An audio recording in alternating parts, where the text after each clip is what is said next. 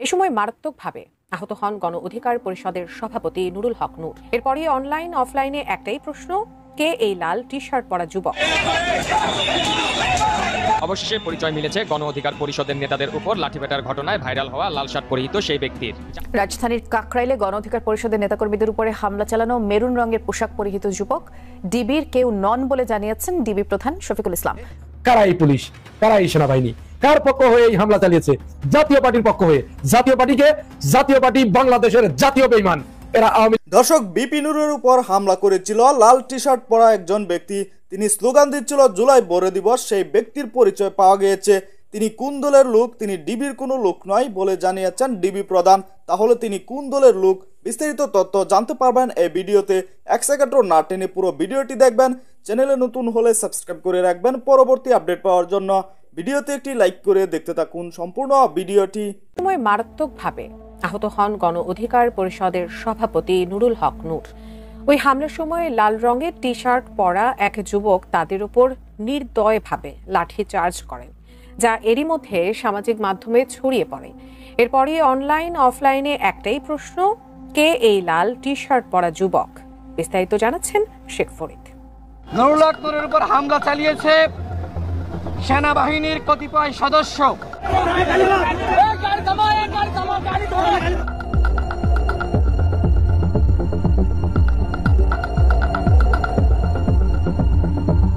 জাতীয় পার্টির কেন্দ্রীয় কার্যালয়ের সামনে গণ অধিকার পরিষদের আওয়ামী লীগ বিরোধী মিছিল চলাকালে উভয় পক্ষের নেতাকর্মীদের মাঝে হামলা পাল্টা হামলার ঘটনা ঘটে গত 29 আগস্ট শুক্রবার।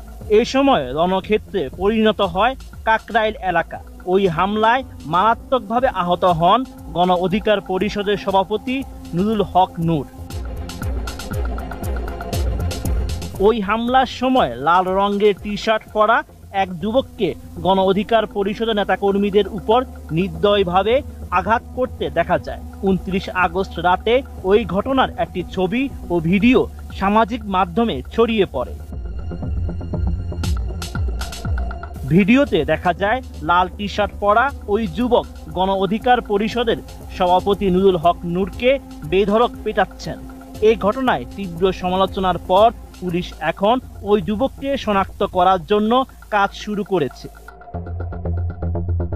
ঢাকা মহানগর পুলিশের রমনা বিভাগের অতিরিক্ত উপপুলিশ কমিশনার মীর আসাদুজ্জামান জানান, ভিডিওতে দেখা ওই ব্যক্তি পুলিশ ও সেনাবাহিনীর সদস্যদের দ্বারা একসময় আটক হলেও পরে তাকে ছেড়ে দেওয়া হয়। পুলিশ দ্রুত তাকে শনাক্ত করার চেষ্টা করছে। গণ অধিকার পরিষদের নেতাদের অভিযোগ, মিছিলে জাতীয় পার্টির কর্মীরা হামলা চালিয়েছে। ওই ঘটনার প্রতিবাদে রাতে কাকরাইলে মশাল মিছিলও বের হয়। পরিস্থিতি উত্তপ্ত হয়ে ওঠায় আইন শৃঙ্খলা রক্ষাকারী বাহিনী লাঠিচার্জ করে। ওই যুবকের বিষয়ে ঢাকা মেট্রোপলিটন পুলিশের ডিবি প্রধান শফিকুল ইসলাম জানান, কাকরাইলে গণ অধিকার পরিষদের নেতাকর্মীদের উপর হামলা চালানো লাল রঙের টি শার্ট পরা যুবক ডিবির কেউ নয়। তবে লাল টি শার্ট পরা যুবকের পরিচয় দিয়ে সামাজিক মাধ্যমে একটি স্ট্যাটাস দিয়েছেন গণ অধিকার পরিষদের সাধারণ সম্পাদক রাশেদ খান। ফেসবুকে রাশেদ খান লিখেন, লাল শার্ট পরিহিত ব্যক্তি পুলিশের কনস্টেবল, তার নাম মিজানুর রহমান, বিপি নং 9717197243।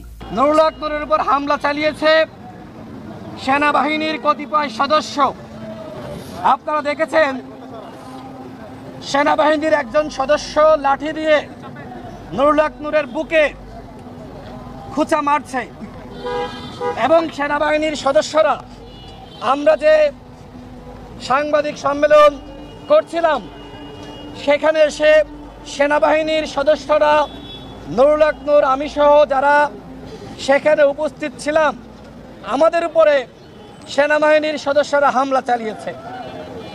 আমরা অতীতে সবসময় সেনাবাহিনীর পক্ষে বক্তব্য দিয়েছি, এখনও আমরা সেনাবাহিনীর বিরুদ্ধে বলছি সেটি নয়, কিন্তু সেনাবাহিনীর যে সকল সদস্যরা গতকাল আমাদের উপর হামলা চালিয়েছে, আমরা সেই সকল সেনা সদস্যদের বিরুদ্ধে আমরা প্রতিবাদ জানাচ্ছি।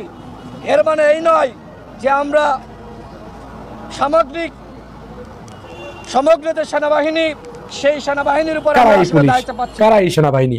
কার পক্ষ হয়ে এই হামলা চালিয়েছে? জাতীয় পার্টির পক্ষ হয়ে। জাতীয় পার্টি বাংলাদেশের জাতীয় বেঈমান। এরা আওয়ামী লীগের দোসর।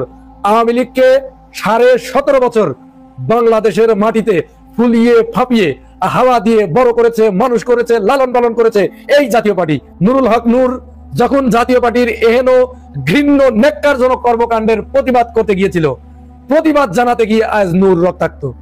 এই ঘটনার সাথে কারা জড়িত? নিঃসন্দেহে কারা জড়িত সেটা তো বোঝাই যাচ্ছে।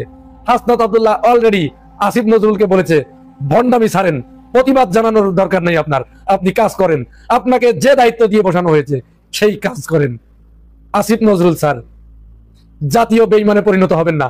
আপনি কোথায় কি করছেন, কার সাথে কি করছেন, সবকিছু বাংলাদেশের জনগণ অন দা রেকর্ড, সব কিন্তু রেকর্ড রাখছে।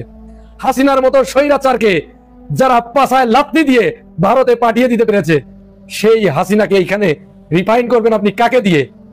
যাদেরকে দিয়ে করবেন এটি সফল হবে না, কোনো মতো অবস্থায় সফল হবে না।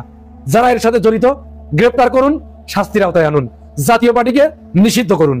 এরপরে দ্বিতীয় যে বিষয়টি নিয়ে কথা বলবো, ৭১ মঞ্চ। এই ৭১ মঞ্চের পায়ের উপরে ভর করে আওয়ামী লীগ বাংলাদেশে প্রোগ্রাম চালাতে চায়, রাজনীতি করতে চায়। ৭১ মঞ্চ কারা, কে তৈরি করেছে? সম্মানিত দর্শক, জুলাই বড় দিবস স্লোগান দিয়ে বিপি নুরের উপর ভয়ঙ্কর হামলা করেছিল সেই পুলিশ সদস্য। তিনি আওয়ামী লীগের দালাল হতে পারে, কারণ আওয়ামী লীগের আমলে যত পুলিশ নিয়োগ দেওয়া হয়েছে সে সকল পুলিশ ছিল ছাত্রলীগ, এমনকি আওয়ামী লীগের নেতাকর্মীদের ভিতরেই তারা নিয়োগ দিয়েছিল। সেজন্য বিপি নুরের উপর এরকম হামলা করেছিল। কেননা বিপি নুর ছিলেন জুলাই যোদ্ধা। বিপি নুর তিনি জেলে থেকে ছিলেন যখন শেখ হাসিনার পতন হবে। এর একদিন আগে তিনি বলেছিলেন শেখ হাসিনার পতন হয়ে গিয়েছে, তার একদিন পরেই কিন্তু শেখ হাসিনার পতন হয়েছিল। দর্শক, এরকম জুলাই যোদ্ধাকে যেভাবে পিটানো হয়েছে এতে সারা বিশ্বে আলোচনা এসেছে। দর্শক, এই ভিডিওটি আপনারা দেখতে চান, ভিডিও সম্পর্কে আপনাদের মূল্যবান মতামত কমেন্টে জানাবেন এবং পরবর্তী আপডেট ভিডিওগুলো সবার আগে পেতে চ্যানেলটিকে এখনই সাবস্ক্রাইব করে রাখুন। আসসালামু আলাইকুম।